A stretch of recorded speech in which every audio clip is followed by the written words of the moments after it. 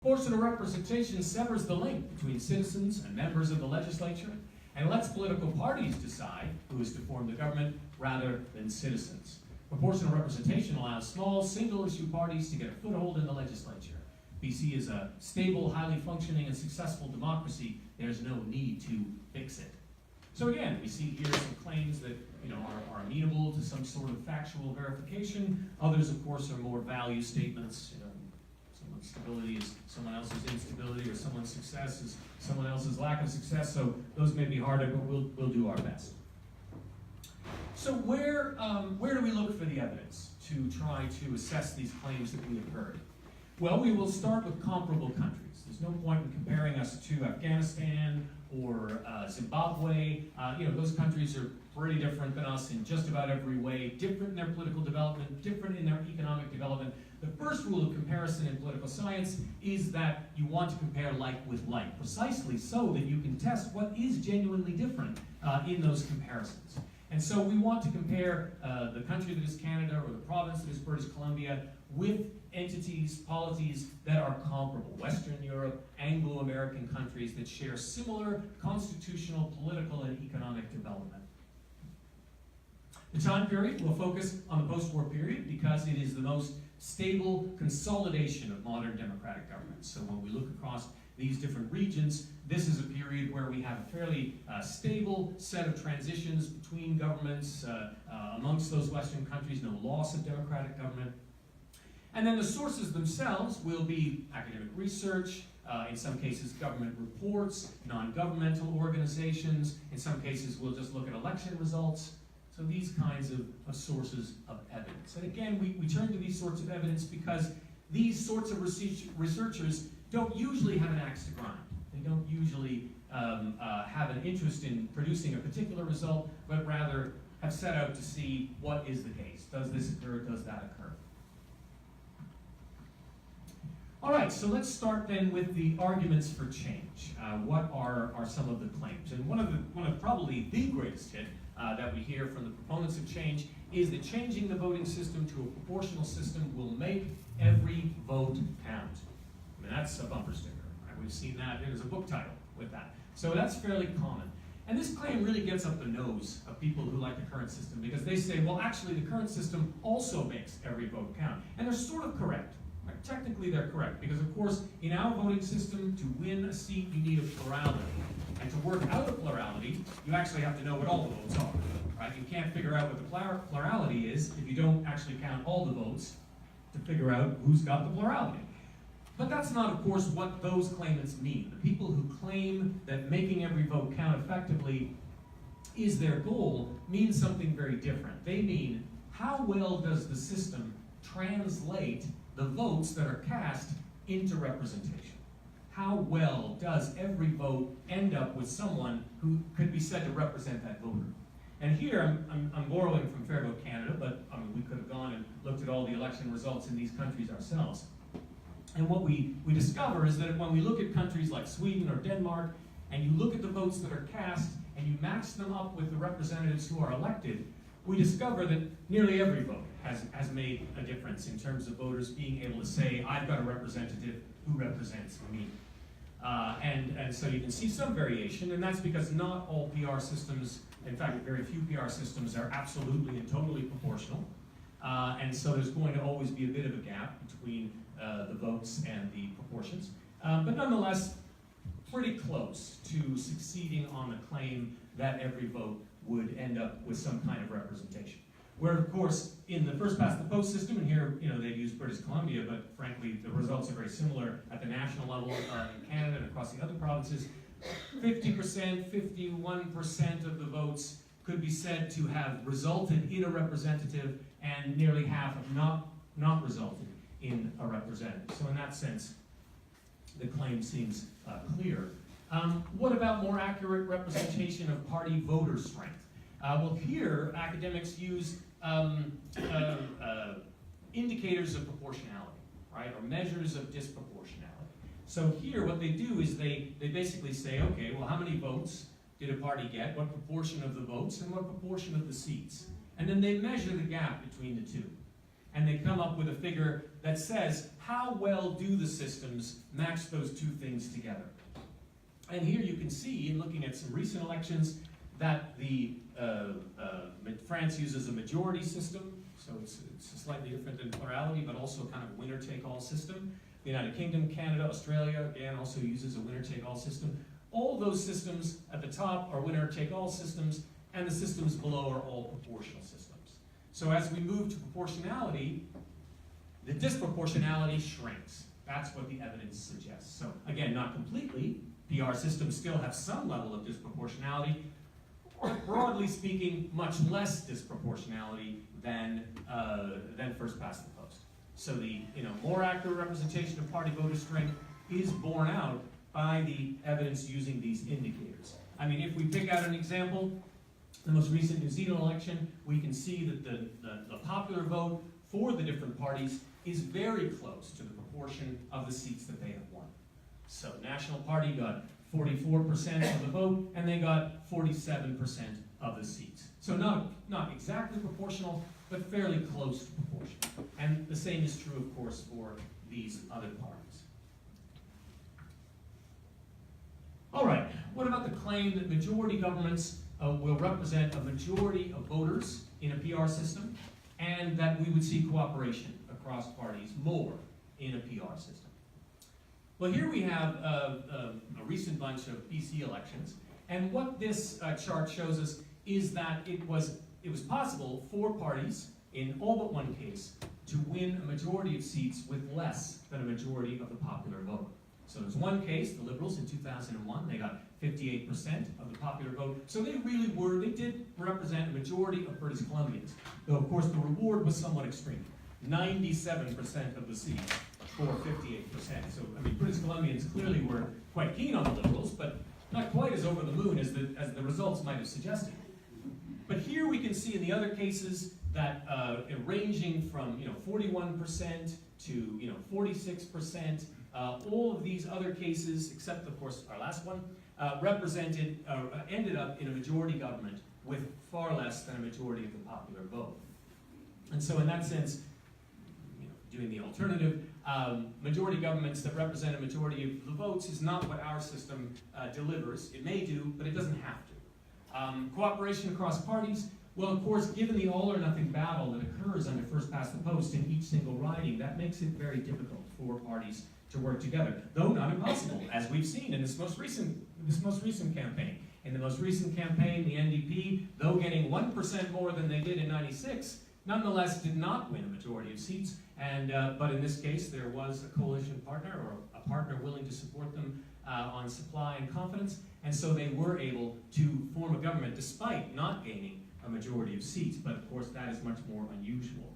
When we turn to a comparison of New Zealand, New Zealand used our voting system, first past the post, for most of its history, from 1867 up until 1996. I'm just going to give you 8 elections before the PR campaign, and then 8 elections after. And here we can see fairly clearly that, like British Columbia, under first past the post, the system tended to produce majority governments for parties that didn't actually win a majority of the votes. However, after the introduction of PR, governments did usually represent a majority of the voters, or very close to a majority. So in this case, they won a majority of the seats with 47% of the votes. Here they won a majority of seats with 49%. But in the other cases, the coalition did represent a majority of voters. And of course that also then speaks to the second part of the question, which is cooperation across parties. Because under a proportional system, unless the voters give a party more than 50% of the vote, and of course that is possible, but they don't normally. And if they don't, then a party is going to have to reach out to get some support from somewhere else. And we can see that that has been the case in New Zealand. So we have seen a dramatic cooperation across parties. Prior to 1996, those are all single-party majority governments. They're not working with anybody else. After 1996, there is a fairly significant amount of cooperation across parties. All right, more transparent government spending and policy. Now this is a much bigger evidence-based kind of research project than we can put together for tonight and set out tonight. I mean, what it's trying to do is address the policy process. Is there a difference in the way that policy is put together under first past the post as opposed to a PR system? And there certainly is anecdotal evidence on both sides. The concerns are, on the policy development side, speed. How long does it take to make policy? What kind of research goes into that policy? And what kind of feedback is heard on the policy before it's introduced? What kind of policy influence is brought to bear? So to what extent do lobbyists influence policy? To what extent do community members or voters influence the policy development? And then who plays a role in policy agreement or policy vetoes? Is it governing coalition members? Is it the public? Is it vested interests? These are the concerns that people have when we think about how will we make policy under a different system. And I guess here, people draw attention to some of the bigger issues that were seen to be not such great decisions after the fact. And we can find this on both the left and right. So if we look, for instance, the fast ferries debacle, that was a concern of a lot of people. The sale of BC Rail was an issue that kept coming back for the Liberals. This most recent controversy around the Site C Dam decision, or the ICBC surplus and deficits. All of these issues are ones that people would ask, would a different voting system have changed the way in which these policies might have developed? And as I say, we would need to go into a great deal more detail to be able to make that case unequivocally. It's not such a slam dunk. What about the better representation of diversity claim? This is definitely a greatest hit, and obviously a very important one to many people given the diversity of our society. Whether we're talking about men and women, whether we're talking about the ethnic or immigrant diversity, all of these things are underrepresented under our current system, and so people say, well, would we see an improvement if we move to a new system? And so here we have the percentage of women elected in Western countries as of June 2018, and it does appear that PR systems represent more women. More women get elected under PR systems. Greater proportions of women get elected under PR than under first past the post. Now, of course, women do get elected under first past the post, so it would be wrong to say that first past the post is an absolute barrier to these things. But it's a question of how much and how fast. And it does appear that when we look at this most recent evidence, another chart might look at the changes over time. So which countries responded the quickest to demands for more women to be elected, more women to be represented in the parties? And there too, we see PR countries responded out of the gate much more quickly on those claims. More recently, we've seen some interesting results in New Zealand. New Zealand has a significant indigenous population, the Maori. Up until the first MMP election, their representation was fairly static. They had a set-aside number of seats for Maori, and that's pretty much what you're looking at there. And so there was not a great deal of movement, despite the fact that from the 70s on, as in Canada, Indigenous politics became much more in the public's view. After the introduction of MMP, we see quite a striking increase in Indigenous representation in New Zealand. And it's also interesting that it goes up and it remains fairly significant.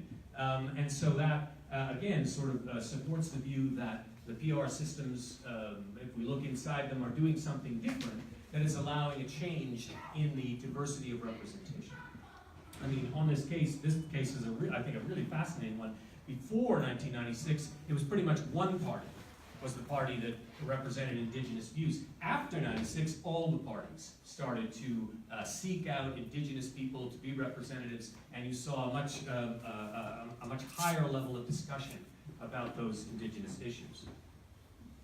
Okay, what about higher voter turnout?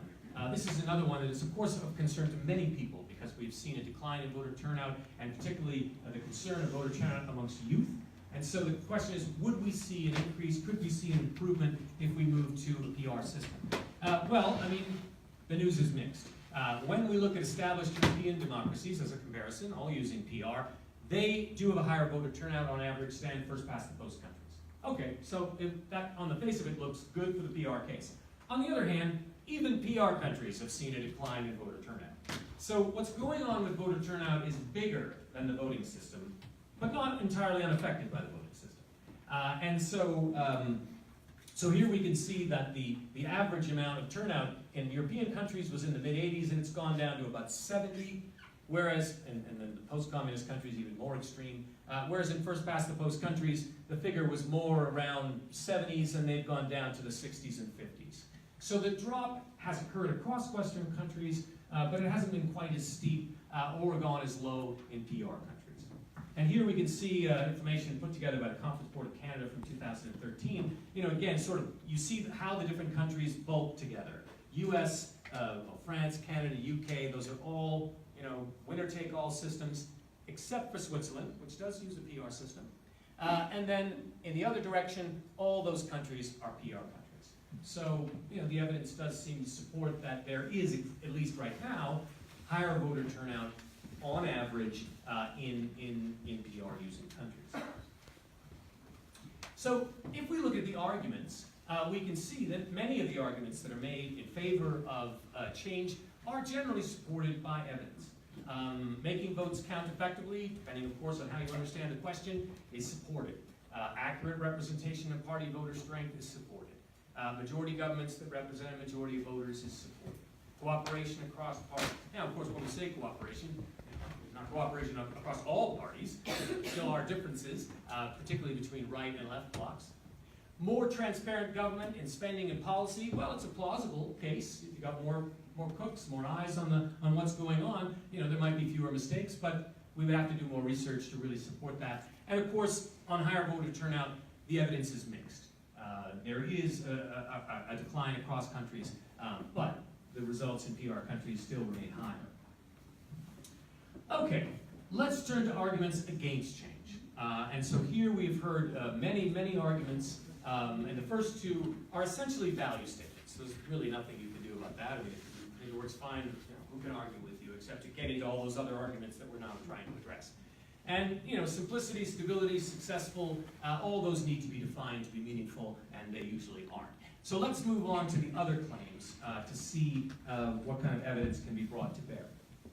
We have heard that the reform process is rigged for change. And the argument is that by separating the question, right, so you have what the government is calling a mandate question to start off. So do you support first past the post, the current first past the post system? So right there you've got an indicator to the voter, if they're not paying attention, what system do we use? The current one, or a proportional voting system. And then on question 2, the voter will decide, from the options that the government has provided, which option they like the most. And in fact, even there, the voters can indicate a preference. And even voters who voted no to change can still also participate in the second half. So in that sense, it's not being limited. So the claim that this is rigged for change, what this is trying to do, referendum questions are trying to get at what the public thinks, what the public wants, what would they like to see happen. And we want to know, do voters like the current system, or do they want an alternative to that? And in the past cases, what we've had is a single option versus another single option. And the problem that runs into is that people may be interested in change, but they may not like the alternative. And so then, are we getting a clear answer to the question?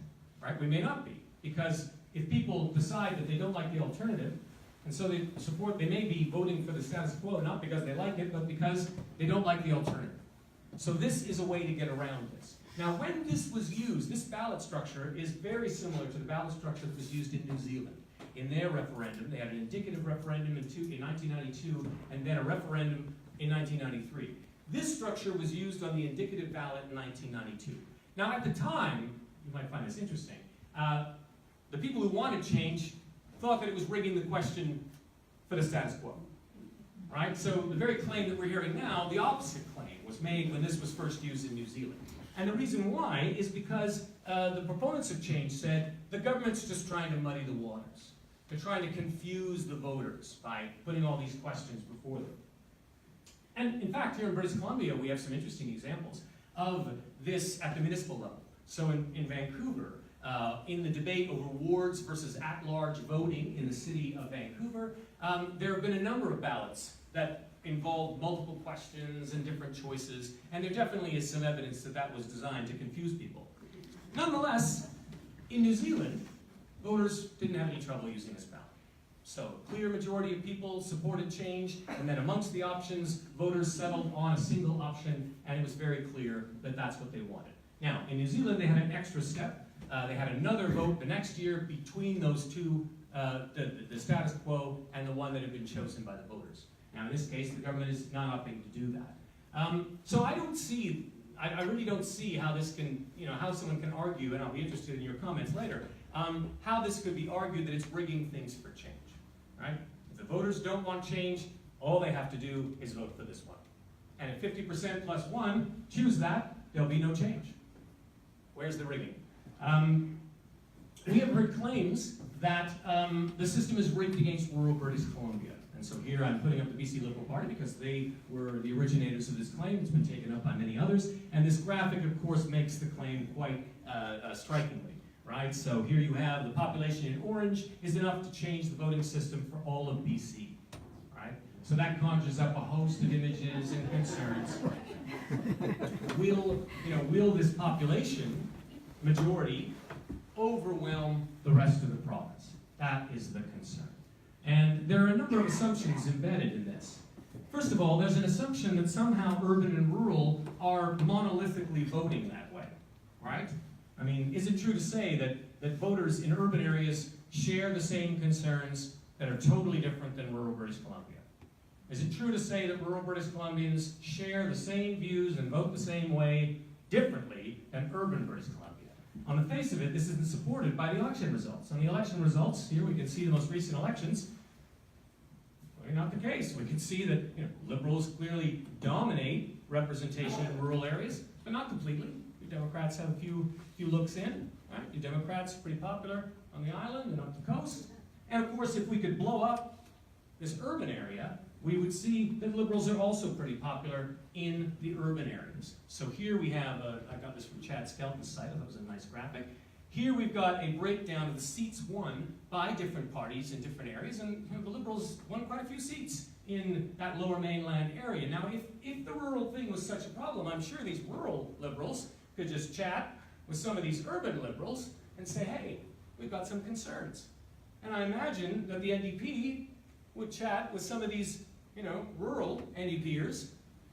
So what we see in the claim is based on the idea that rural British Columbia and urban British Columbia are totally separate entities, when in fact what we see in this province is that urban and rural voters make coalitions across the rural-urban divide, right?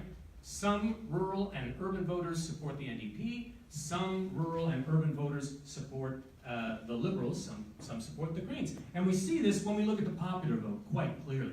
Half of rural voters did not vote for the Liberals. So rural BC is a very diverse place politically. There's lots of stuff going on here. It would be wrong to characterize rural political views as one-dimensional, and it would be wrong to characterize urban political views as one-dimensional. All right, what about the claim that the PR choices are biased to favor long-term NDP Green rule? The claim here seems to suggest that there's something about this voting system that will privilege the political position of the Greens and the NDP so they can stay in power forever. Leave the Liberals out. That doesn't sound very fair. That doesn't sound very right. What has happened using this, using a PR voting system in other countries? And here I'm just looking at MMP using countries because that's one of the options that's on the ballot. And so I want to show you results from Germany and New Zealand, which demonstrate that this claim is not very realistic. Germany has right-wing parties, left-wing parties, and center parties, and what's interesting is that when we look at the history of German governance, we see that the right and center have formed governments, and the left and center have formed governments, and the right and left have formed governments against the center.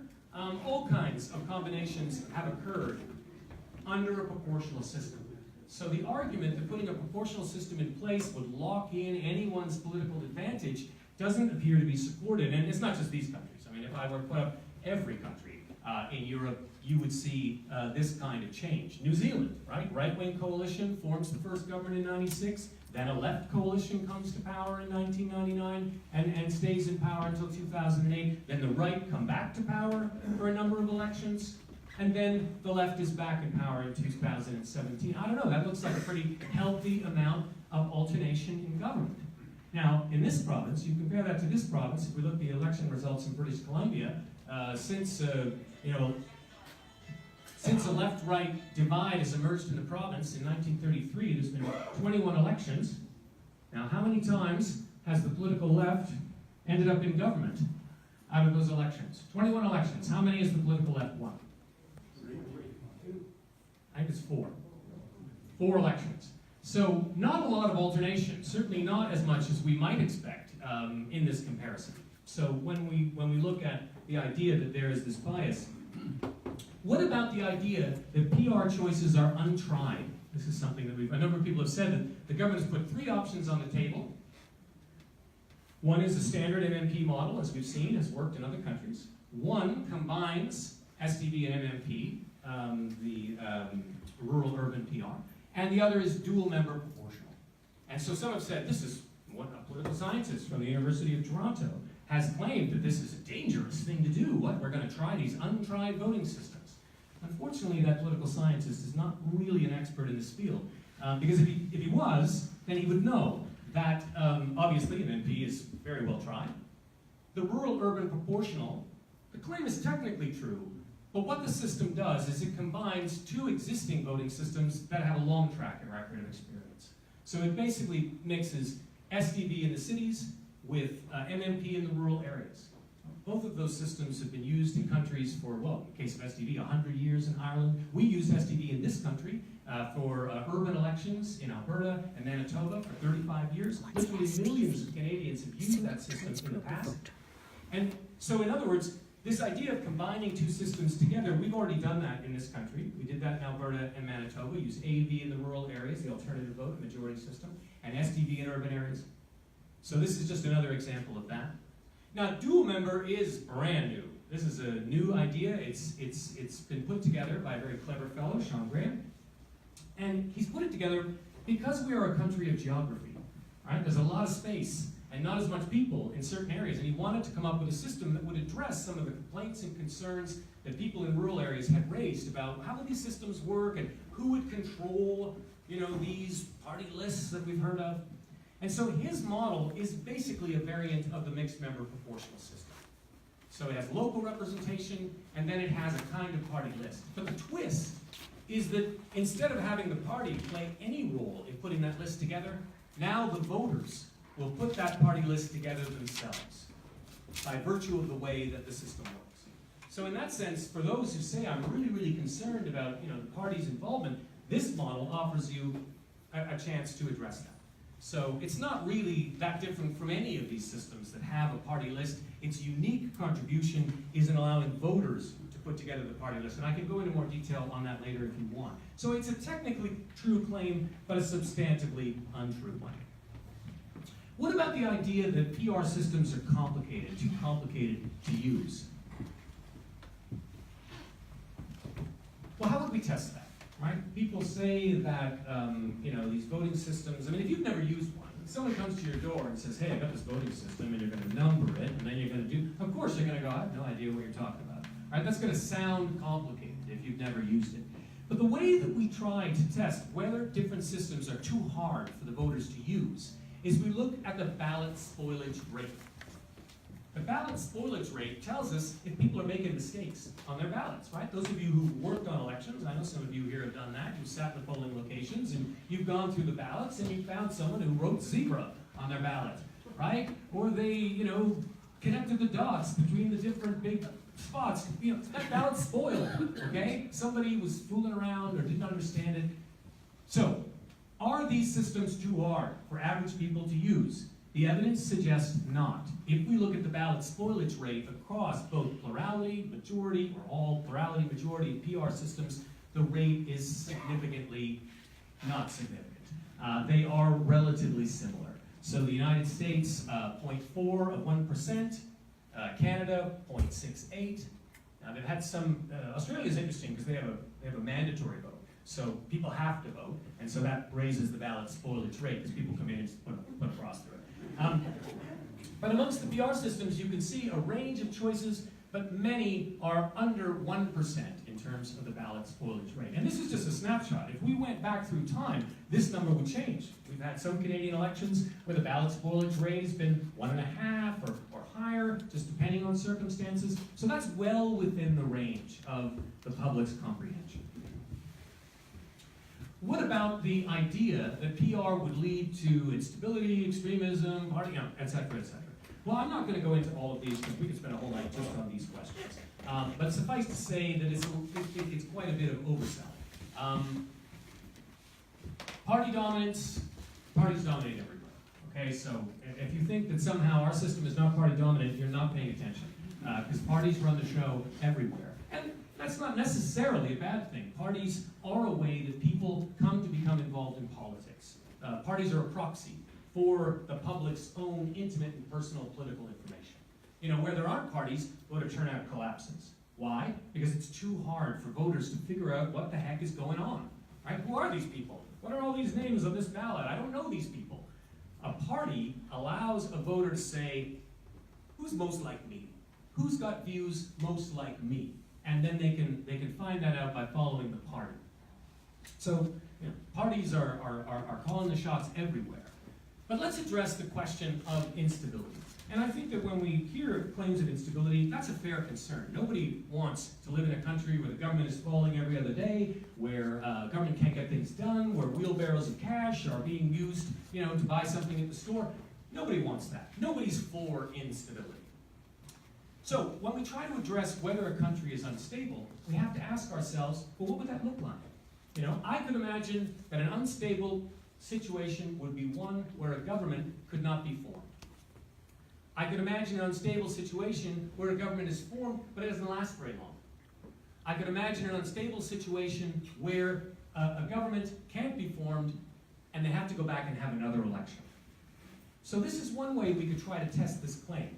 Are these other countries and their voting systems producing instability? Are voters having to go to the polls more often in these countries? That's what we would expect if they really were unstable. And what we discover is that they are not.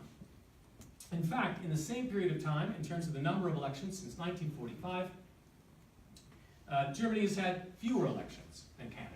Italy has had fewer elections than Canada. Right? Fewer elections than British Columbia. Even Israel, surely the poster child of everything that's wrong with proportional representation, according to the critics, has had fewer elections than Canada. So this is one way in which we can try to say, okay, what are we hearing? You know, in terms, what does it mean when people make these claims about instability? It doesn't appear that the systems are so unstable that the voters are called in to vote on a more regular basis. Another way we can look at it is to say, to what extent do coalition agreements hold? Alan Clark was in town, a Labour Prime Minister from New Zealand, in town, I mean like the province, and she was talking about the experiences in New Zealand, and she had started off as a critic, didn't think it was a good idea, didn't support it, voted against it, but nonetheless was Prime Minister in 2 different governments under the system.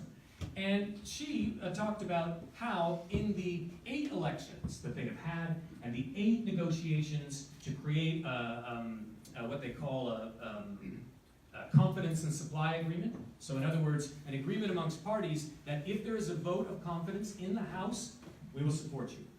And if there is a vote on your budget, we will support you. Because those 2 things are crucial to responsible government, right? You've got to be able to have the confidence of the House to continue on as the government, and you've got to be able to introduce your budget or you won't be able to do the things that you've promised to do.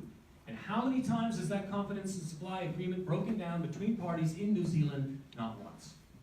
So this sorts of evidence is, can be brought to bear on the question of what exactly do we mean by instability when we talk about it under these other systems.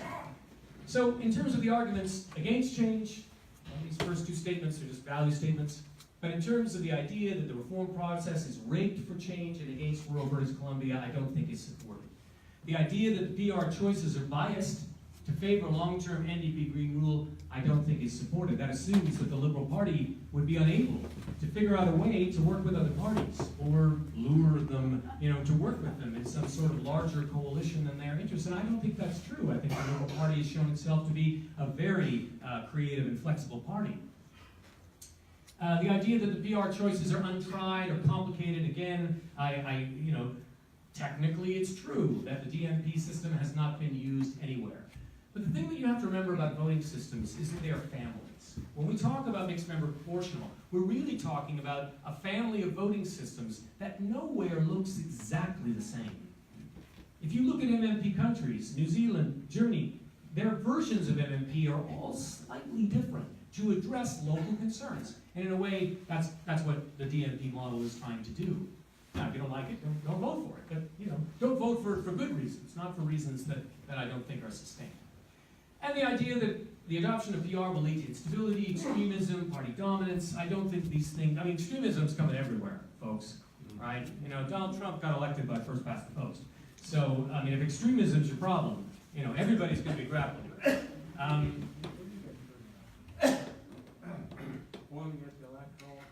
It's true, that's right, the Electoral College, but the voting system that was used was first past the post. Yeah, he was a wrong winner. So in the case of these other claims, many of them are just too broad, to be sustained. And I think they do need to be sustained. If we're going to have a serious discussion, and we should be having a serious discussion, there are arguments on both sides of the BC voting system referendum, and both have a right to be heard, but neither side has any automatic right to be considered credible. Thus far, the balance of facts, in terms of the arguments that have been put forward, I think tend to support the things that the PR side is saying. Now, that doesn't make the PR side right. That doesn't mean that you should rush out and vote for them. But it means that the arguments that they are offering the public can be backed up by evidence in a way that the arguments that the no side cannot. Does this matter? Yes, I think it should matter. So, I'm going to propose as my final comment before I open things up to you and let you drive the rest of our conversation tonight, is that we should recognize the politics that is at the root of this referendum fight. We often hear people talking as if we're talking about an ideal situation, about what's best for British Columbia, when in fact we're talking about a fight between different groups who want to maintain or extend their influence. Present no-side arguments, I think, are not credible. And I think our media should call them out and stop treating such claims as serious or defensible. Instead, the BC referendum debate should see those for and against come clean about why they think their system is the best one. So far, based on the arguments and facts, I think only the yes side has been doing a credible job of this. Now, that is not to say that the no side could not do it. I think they could. I think the no side could make arguments that are defensible in terms of facts that could be marshaled for them. And then people could make their decision about whether or not they like how the alternative sounds, or they think we should stick with the status quo. And those are my comments.